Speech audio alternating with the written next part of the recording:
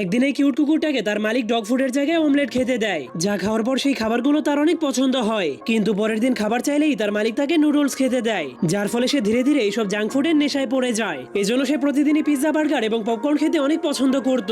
কিন্তু একদিন হঠাৎ করে তার মালিক সবজিকে অনেক সুন্দরভাবে সাজিয়ে তাকে খেতে দেয়। এজন্য কুকুরটা সেগুলোকে মজার খাবার মনে করে খেতে শুরু করে। কিন্তু তখনই সে সেগুলোকে ফেলে দেয়, কারণ সবজি খেতে তার একদমই মজা লাগছিল না। কিন্তু তখন তার মালিকের গার্লফ্রেন্ড সেই সবজিগুলোর উপর পাতা রেখে সেগুলোকে আবারও সাজিয়ে দেওয়ার চেষ্টা করে, কারণ তার মালিক একজন ভেজিটেরিয়ান মেয়ের সাথে প্রেম করতে শুরু করে দিয়েছিল।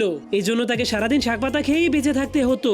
এমনকি এখন তাকে তার ডগ ফুডের সাথেও পাতা খেতে হতো। কিন্তু একদিন হঠাৎ করে তার মালিক ঘরের মধ্যে আবার অনেকগুলো জাঙ্ক ফুড নিয়ে আসে, কারণ সেই মেয়েটার সাথে তার ব্রেকআপ হয়ে গিয়েছিল। এই জন্য কুকুরটা পাগলের মতো অনেক খুশি হয়ে আবারও জাঙ্ক ফুড খেতে শুরু করে দেয়। কিন্তু যখনই কুকুরটা দেখতে পায় তার মালিক হাতে একটা পাতা নিয়ে অনেক মন খারাপ করে পড়ে আছে, তখনই কুকুরটা তার কাছ থেকে সেই পাতাটাকে কেড়ে নিয়ে অনেক জোরে জোরে দৌড়াতে দৌড়াতে বাহিরে চলে যায়, যেখানে সে তার মালিকের গার্লফ্রেন্ডকে দেখতে পায়। এই জন্য সে